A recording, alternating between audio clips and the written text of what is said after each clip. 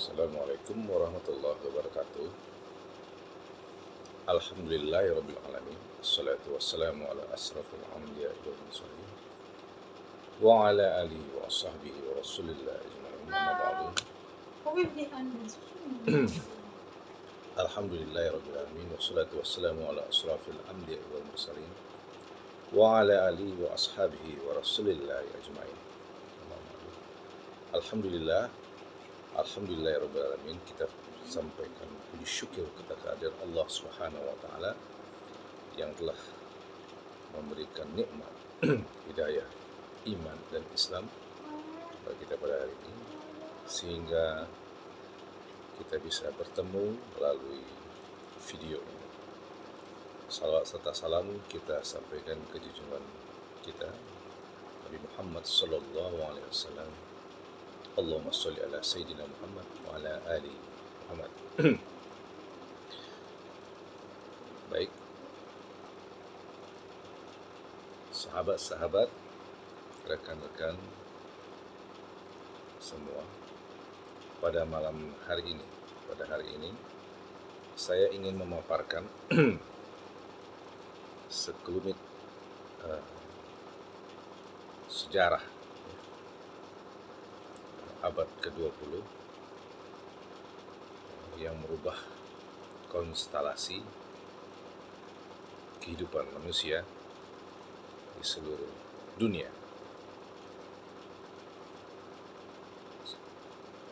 Hadirin yang dimuliakan Allah, awal abad 20 ini, tepatnya tahun 1900-an awal, dunia sebagian besar masih berada dalam kolonialisasi. Sebagian negara-negara besar seperti Inggris, Perancis, Belanda itu menguasai sebagian besar daerah dan negara-negara di dunia, termasuk negara kita Indonesia. Kemudian di pertengahan, tepatnya 1914, terjadilah Perang Dunia Kedua di Eropa antara Jerman yang bergabung dengan Uni Soviet melawan Inggris yang bergabung dengan Perancis, di mana Amerika ikut sebagai sekutunya Inggris. Di Perang Dunia Pertama ini cukup banyak korban, hampir lebih dari 1 juta orang, sehingga berubahlah konstelasi negara-negara di Eropa yang sebagian besar mempunyai negara-negara jajahan, baik di Afrika, di Asia, baik Asia Tengah maupun Asia Barat Daya maupun Asia Tenggara. Di dalam Perang Dunia Pertama tersebut, sumber daya yang sebelumnya diambil dari negara-negara jajahan dipergunakan untuk keperluan Perang Dunia Pertama. Di belahan bumi timur, tepatnya di Uni Soviet, terjadilah revolusi Bolshevik namanya, yang diprakarsai atau dipelopori oleh Vladimir Lenin, yang menumbangkan kekaisaran Rusia ya, setelah terjadi konflik internal di kekaisaran Rusia, sehingga Vladimir Lenin yang berpaham Marxisme dan komunisme dengan partai komunisnya menguasai Rusia. Sementara di pihak Barat yang dipelopori oleh Inggris, kerajaan Inggris dengan rajanya dan Perancis dengan presidennya itu memenangkan Perang Dunia Pertama. Jadi pihak yang menang itu Inggris dan Prancis serta sekutunya termasuk Amerika. Yang kalah itu Jerman dan Rusia. Sehingga dibuatlah perjanjian Versailles. Versailles ini di suatu kota di Prancis yang mengkebiri negara-negara yang kalah perang tersebut, yaitu Jerman, terutama Jerman. Ya. Kemudian berjalannya waktu tahun 1924, kekhalifahan Ottoman, ya, yang terakhir adalah Khalifah Abdul Hamid II. Dengan berlangsungnya Perang Dunia Pertama di mana Turki berpihak kepada ikut ikut serta dalam sekutu, ya, itu menjadi negara yang mulai pelan-pelan menjauhi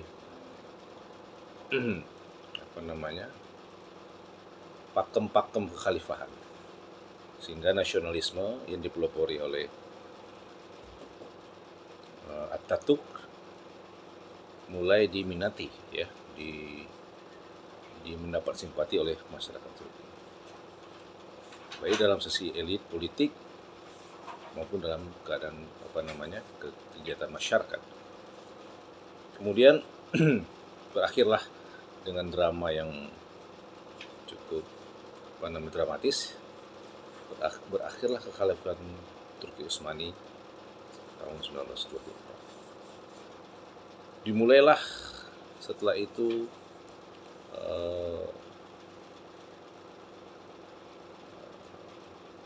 revolusi industri yang di awal tahun 1900-an, di mana negara-negara dunia sudah mulailah mulai terjadi modernisasi, ya, dalam sistem industrial, ya, industrialisasi, di mana kehidupan mulai berubah dengan bantuan alat-alat seperti mobil, kendaraan, dan lain-lain sebagainya. Kemudian masuk tahun 1930-an, negara-negara jajahan, jadi negara-negara menang Perang Dunia Pertama ini masih terutama Inggris, Prancis itu masih mempunyai negara-negara jajahan, ya, termasuk Belanda. Itu semakin kaya, ya, menang Perang Dunia Pertama, ya. Kemudian dari situ Jerman yang kalah perang tadi, di antara masyarakatnya, kegiatan partai politik, muncullah seorang kader partai yang dulunya adalah veteran Perang Dunia Pertama, itu Adolf Hitler,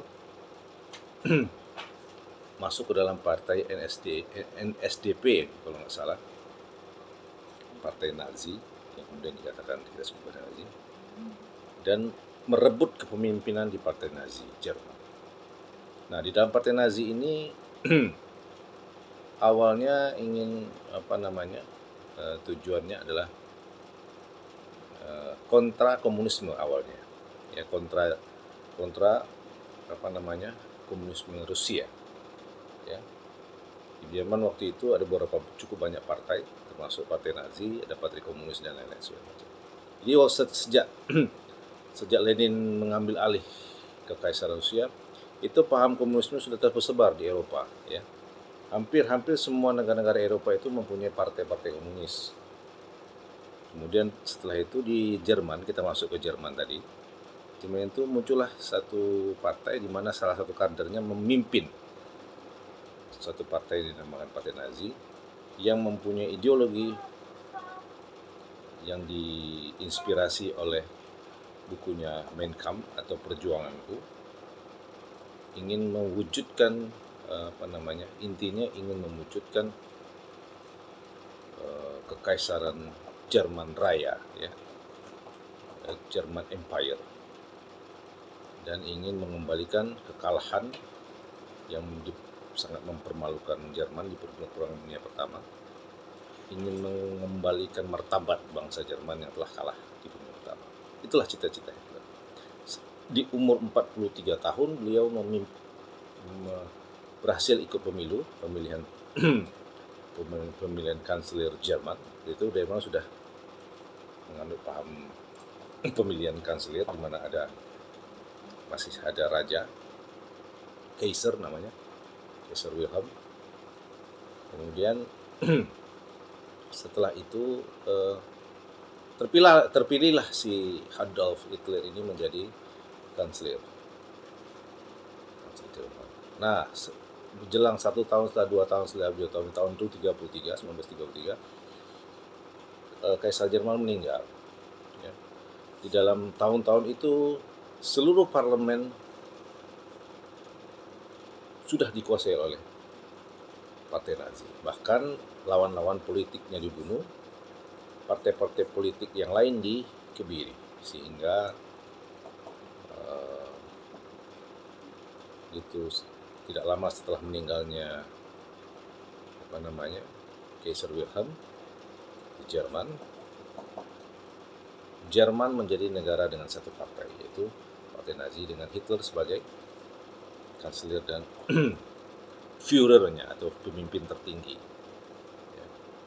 Nah, cita-cita si Hitler ini tidak bodoh ya. Dia mengetahui bahwa yang harus dia bereskan adalah pengangguran, kemiskinan. Sehingga dengan segala sumber dayanya yang dia miliki, ya, dengan kemampuan satu partai tadi, Jerman berhasil mengurangi pengangguran dan mengurangi kemiskinan dengan drastis di awal-awal tahun pemerintahannya. Di dalam Perang Dunia Pertama itu si Jerman dibatasi jumlah tentaranya oleh sekutu, sehingga sedikit kemungkinan sekali daerah-daerah yang telah lepas dari Jerman pada Perang Dunia Pertama kecil kemungkinan untuk direbut kembali. Nah, si Hitler ini sangat pintar. Kenapa saya katakan sangat pintar? Dia butuh waktu, buying times ya, untuk memperkuat angkatan bersenjatanya atau Wehrmacht ya, bahasa Jermannya. Dia perintahkan untuk mempersiapkan dalam kurun waktu dari 1933 sampai 1939. Wehrmacht berubah menjadi angkatan darat tanpa pengetahuan dari sekutu ya.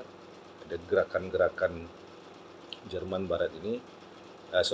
ini menjadi angkatan darat yang melebihi dugaan sekutu ya. Jadi dalam 5 tahun itu dipersiapkan infrastruktur, persenjataan, pabrik senjata, ketentaraan, sehingga jumlah tentaranya dalam 5 tahun itu berubah drastis dari hanya yang boleh kalau nggak salah 100 ribuan menjadi hampir jutaan ya, waktu itu dalam 5 tahun itu.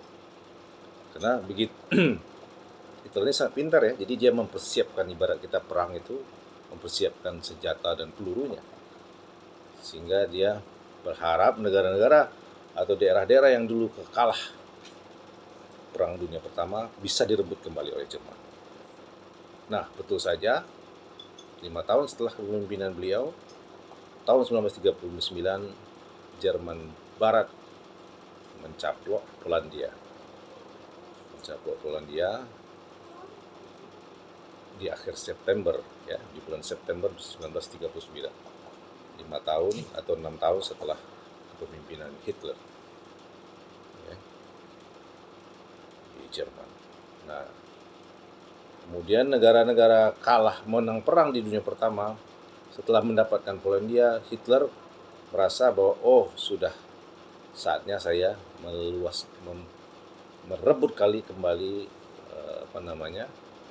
kekalahan dan kehinaan ya di Perang Dunia Pertama, mengembalikan martabatnya dengan menyerang, dengan membalikkan posisi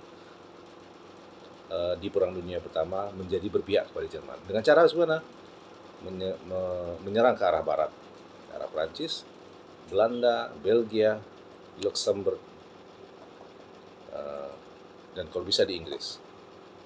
Akhirnya berhasil setelah Polandia dan sekitarnya dikuasai, 5 termasuk Swiss di bawah ya, Switzerland. Itu Jerman menyerbu Prancis, Belanda, Belgia ya di barat dengan operasi kilat ya. Operasi kilat, dan akhirnya berhasil dan akhirnya Jerman menguasai sebagian besar Eropa Barat. Ya, jadi Prancis dalam waktu singkat sekali ya, dalam kalau salah nggak sampai waktu 2 bulan itu. Karena si Hitler ini sudah mempersiapkan tentara dalam waktu 5 tahun, dan negara-negara sekutu waktu itu tidak menyangka ya, infrastruktur ya, semua persenjataan, ketentaraan ya, semuanya militer bersiap dalam waktu 5 tahun. Seperti operasi rahasia begitu ya. Jadi kadang-kadang di dalam suatu rencana itu perlu kerahasiaan. Kemudian setelah itu tahun 1940 berhasillah dikuasai sebagian besar Jerman Barat. Nah, satu negara di Eropa Barat yang belum dikuasai adalah Inggris. Nah, Inggris waktu itu adalah negara superpower ya, pemenang Perang Dunia Pertama. Nah, beberapa usaha yang dilakukan oleh Jerman untuk menguasai Inggris melalui serangan udara dilakukan, karena memang kan berbatasan dengan laut ya, dipisahkan. Inggris itu negara Eropa yang dipisahkan dengan lautan ya, jadi butuh persiapan yang matang bagi Jerman untuk bisa menyerang dan menguasai Inggris. Nah, ternyata Hitler berpikiran lain gitu ya.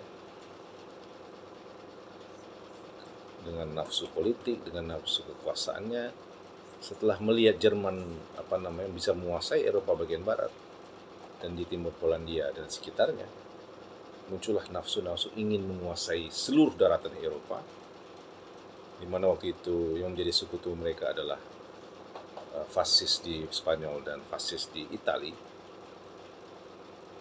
Hitler akhirnya menyerang Rusia, kalau nggak salah tahun 1941-an, menyerang Rusia yang dikenal dengan operasi Barbarossa, di mana sebelumnya Rusia itulah sekutunya ya, maksudnya bukan sekutu, sahabat ya, orang-orang yang sama-sama kalah Perang Dunia Pertama. Jadi ada perjanjian bahwa tidak akan saling menyerang ya.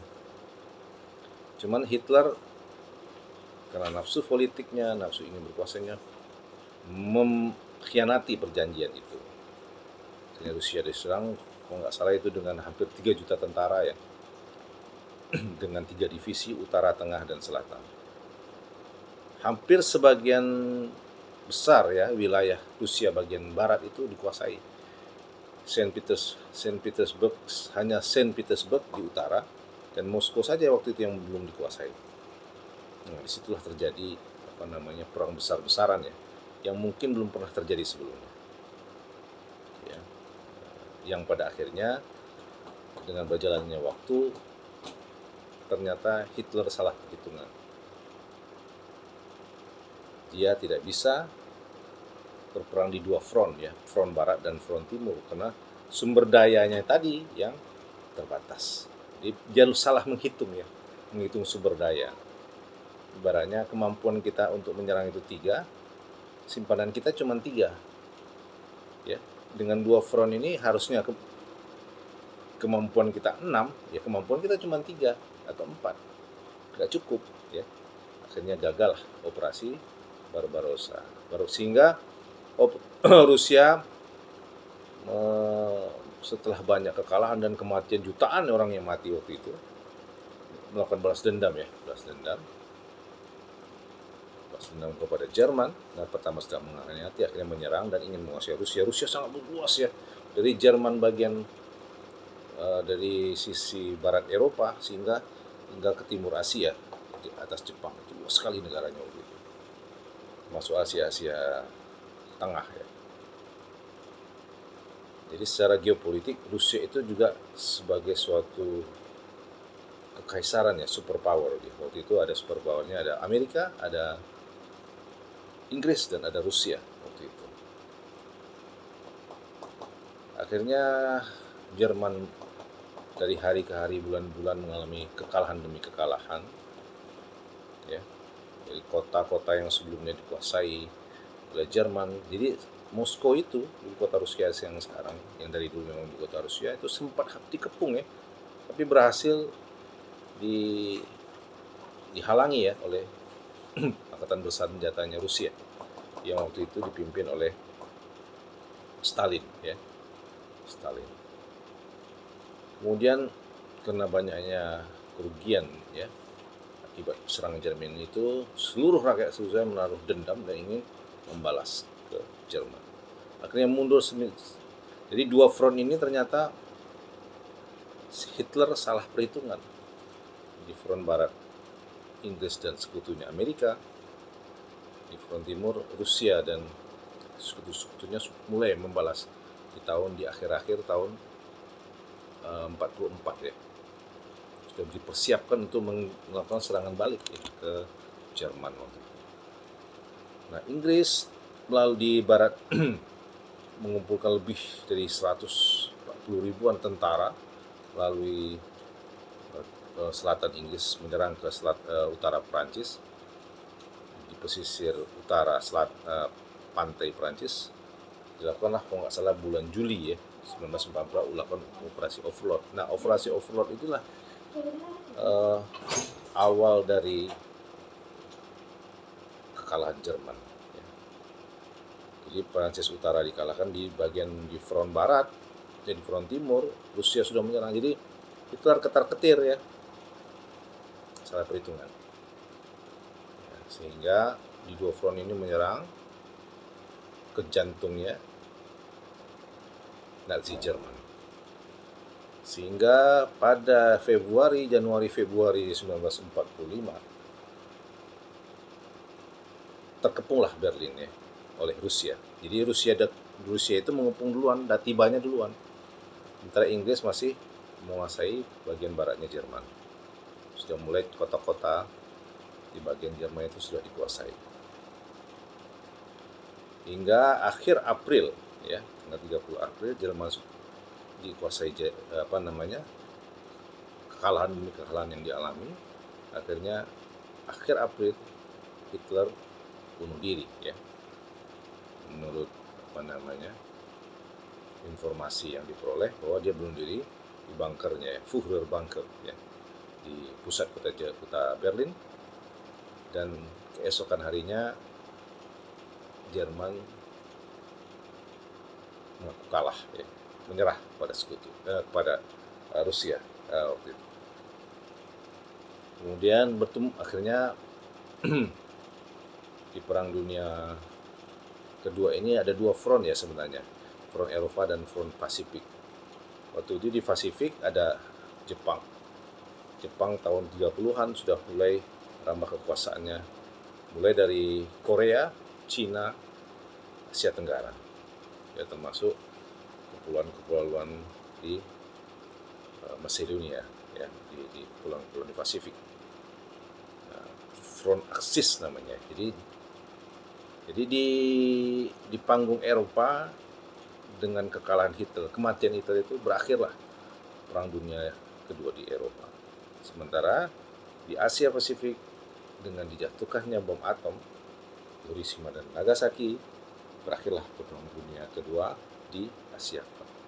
Bulan Agustus ya, tahun 45 juga berakhirlah Perang Dunia Kedua. Jadi Perang Dunia Kedua itu berakhirnya bertahap ya, dari bulan akhir April hingga Agustus ya, sekitar 4-5 bulan, tidak instan ya, berakhir sehingga ada perang lagi. Nah, setelah Perang Dunia itu berubahlah tatanan dunia. Jadi negara-negara yang menang perang ini ya, terutama Amerika ya, karena Amerika memenangi dua front ya, front Pasifik dan front Eropa gitu ya, panggung Eropa dan panggung Pasifik, Asia Pasifik. Sehingga Amerika menjadi negara yang sebagai pemenang perang, menjadi negara adidaya, di mana sumber daya baik dari negara-negara yang dikalahkan waktu itu. Jepang dikuasai oleh Amerika ya. Jadi tentara Amerika tinggal menguasai Tokyo. Jadi kaisar Kaisar Jepang itu hanya boneka saja itu. Ya. Jadi akhirnya sejak itulah tatanan dunia berubah. Ya, penggunaan dolar dan segala macamnya digunakan oleh hampir sebagian besar masyarakat dunia. Di kita kayak Indonesia itu kan sebenarnya merdeka itu ada salah satunya atas kekalahan Jepang ya di bom atom itu. Kalau misalnya seandainya tidak di bom atom oleh Amerika, mungkin kita masih waktu itu mungkin Indonesia masih dikuasai oleh Jepang. Karena waktu itu kan Amerika dengan sekutu-sekutunya, termasuk Belanda ya.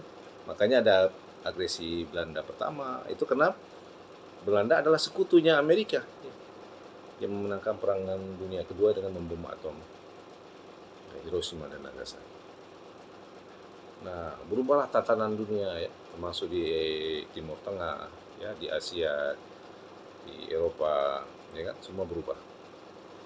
Jadi Jerman dibagi dua ya, Berlin dan Timur Berlin itu dikuasai oleh timurnya apa namanya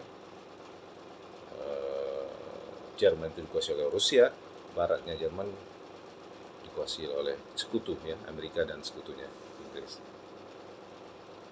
Itulah berubahlah. Jadi negara dunia ini menjadi terpolarisasi dengan dua superpower ya, Rusia di timur dan Amerika di barat.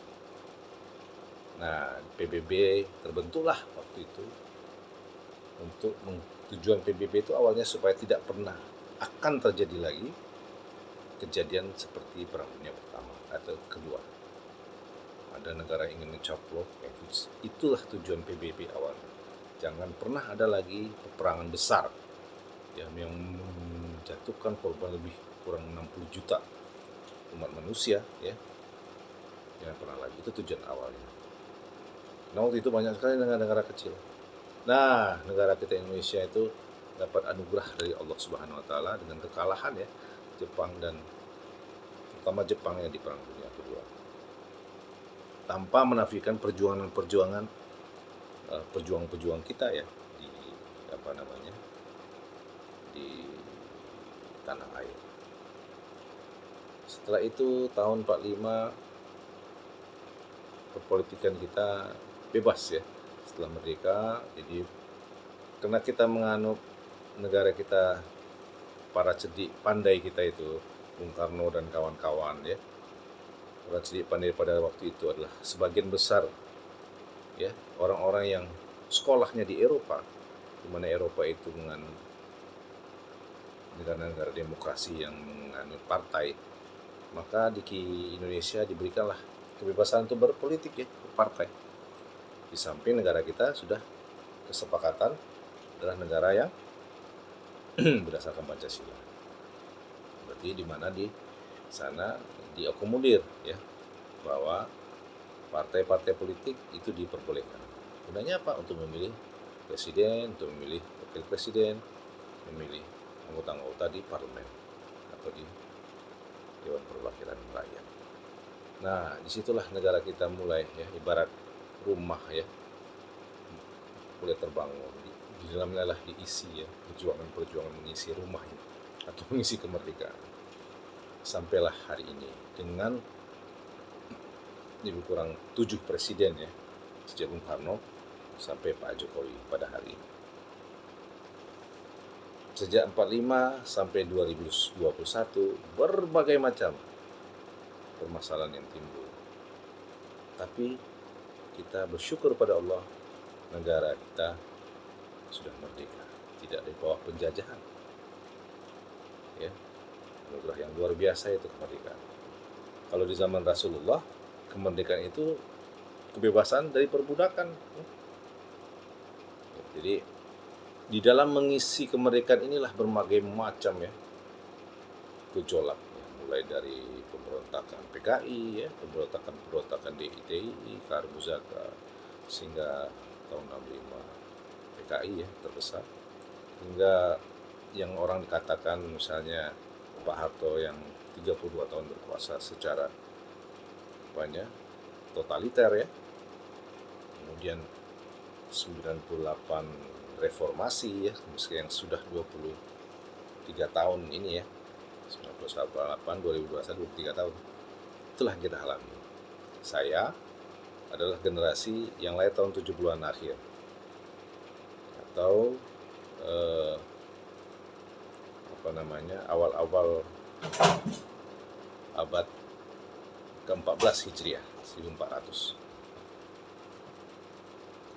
Tidak mengalami ya pergolakan besar tahun 60-an. Tapi saya secara pribadi mengalami pergolakan besar tahun 98. Waktu itu saya masih mahasiswa. Pada dasarnya itulah kehidupan di abad ya, kalau kita menilik mundur ke belakang, kehidupan abad ke-20 ya, masuk ke abad ke-21 ini. Pada dasarnya alam semesta ini, baik kemerdekaan ataupun penjajahan ataupun perbudakan atau permasalahan apapun yang dialami oleh umat manusia, pada dasarnya adalah kehendak Allah Subhanahu wa taala, takdir dari Allah Subhanahu wa taala. Ya, jadi baik langkah kita juga itu adalah takdir ya dari Allah, tuntunan dari Allah, termasuk alam reformasi yang kita alami. Jadi kalau kita menelisik dari keluarga, dari tahun ke tahun selama 70-an tahun itu banyak sekali ya permasalahan ya. Kalau awal-awal kemerdekaan masalahnya masih ingin bebas dari agresi militer Belanda, karena waktu itu Belanda masih ingin menguasai Indonesia. Di awal-awal demokrasi terpimpin Bung Karno, yang permasalahan politik ya, masih banyak pemberontakan. Kemudian di Pak Harto adalah permasalahannya ekonomi. Kemudian balik lagi tahun 98 permasalahan demokrasi ya, karena orang kebebasan bertumbuhnya berpendapatnya dihalang-halang. Ya, sekarang secara pribadi saya melihatnya permasalahannya adalah masalah ekonomi dan kesenjangan ekonomi, di mana masih ya hampir di bawah 30% ya masyarakat kita di bawah garis kemiskinan, dan gap antara si kaya dan si miskin itu terlalu jauh ya. Kalau kita bandingkan walaupun dengan Singapura, negara kecil yang merdekanya tahun 60-an sudah menjadi negara maju. Itu yang saya lihat. Kalau dari sisi keagamaan ya, ada sedikit masalah, tapi saya yakin sebagian besar umat Islam Indonesia yang majority itu bisa menyelesaikannya dengan baik. Masalah yang paling utama adalah perekonomian, kemiskinan, dan kesenjangan. Kemudian kesempatan yang kurang luas ya, kalau kita bandingkan dengan negara-negara tetangga seperti Malaysia. Ya, mudah-mudahan pertemuan malam hari ini bisa bermanfaat, cerita materi yang saya sampaikan. Pada pertemuan berikutnya kita akan membahas masalah kekinian ya. Masalah kekinian mulai dari masalah ekonomian ya, budaya, sosial, termasuk terutama masalah karena hidup kita ini kan tidak cuma ekonomi ya, kita akan pada akhirnya kembali kepada Allah. Semua 270 juta masyarakat Indonesia ini pada akhirnya akan kembali kepada Allah ya. Permasalahan politik, permasalahan ekonomi itu sifatnya semu ya, sementara. Walaupun selesai, sementara hidup kita 60-70 tahun di dunia ini pada akhirnya akan kembali kepada Allah. Dan kembali kepada Allah itu bukan 70, 80 tahun ya. Itu bisa ribuan, jutaan, triliunan tahun, kampung akhirat ya. Jadi dunia ini termasuk segala permasalahannya, ekonomi, politik, budaya, sosial, itu adalah sarana kita untuk kembali untuk kehidupan kita yang lama di sana nanti. Mudah-mudahan pertemuan kali ini bermanfaat bagi kita semua.